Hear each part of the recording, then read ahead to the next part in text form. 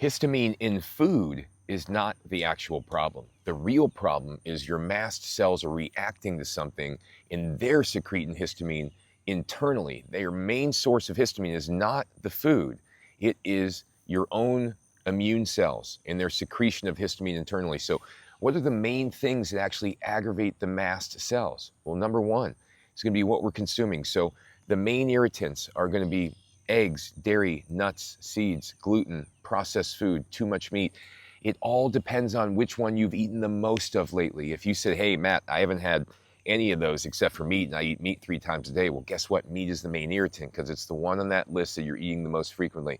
So if you're only eating eggs once a week, then probably didn't have a problem. But if you've been eating eggs every single day for the last 2 years or 5 times a week, or you've been eating gluten like everybody had for decades, then you have a high probability of developing a food sensitivity. When you have a food sensitivity to something, what happens is you secrete histamine and inflammatory molecules like cytokines, prostaglandins, things like that, and they cause inflammation in the body. So the real source of histamine is actually your own mast cells.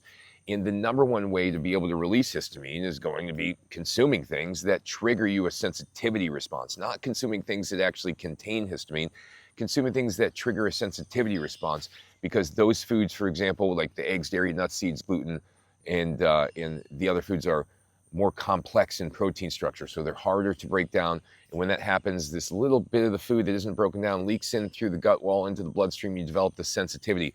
Once it goes in the bloodstream and you develop that sensitivity, then your immune system will send out histamine every time that you consume it, okay? Every time you consume it. So the number one thing that you're going to be triggered by is going to be your food. So the real source of histamine, your food sensitivities. The number two thing that will make you go ahead and secrete histamine and other inflammatory molecules is mold or mycotoxins. Mold or mycotoxins is the most dangerous of all, because if you get exposed to that, you become sensitive to it, you could become reactive to foods. You could become your neurological system could become dysregulated. Your limbic system could become dysregulated. You could start to have, reactions to chemicals, reactions to supplements, everything, right?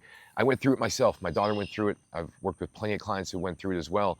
And, the reality is the mast cells are the actual main cause of your histamine issues. They are not caused by the food you're consuming, all right? Very, very clear. So number one cause is what we're consuming. Number two cause is what we're inhaling, mycotoxins. Number three thing would be what we're thinking, what we're doing. If we're doing a bunch of physical activity, but you don't realize every time you lift weights, every time you do physical activity, you're increasing histamine.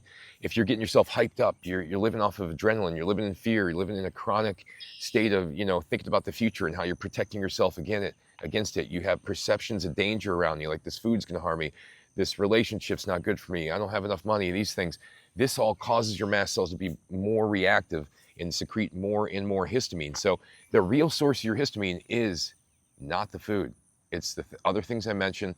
And once you get an idea that, once you realize that this is true, you can actually start to make changes in your life and actually have a positive impact on your symptoms. If you keep chasing the low histamine diet, oh, I'm gonna eat low histamine, oh, well, it worked, but I'm still sick. Well, what?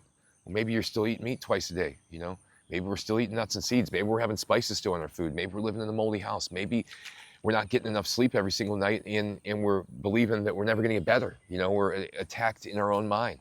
Maybe these things are what's contributing to the actual symptoms. That's been my personal experience. That's what I've seen in plenty of clients. So thanks for watching. Go to my website, endsickness.org. I got hundreds of articles, hundreds of videos in there teaching you how to heal yourself. Take care.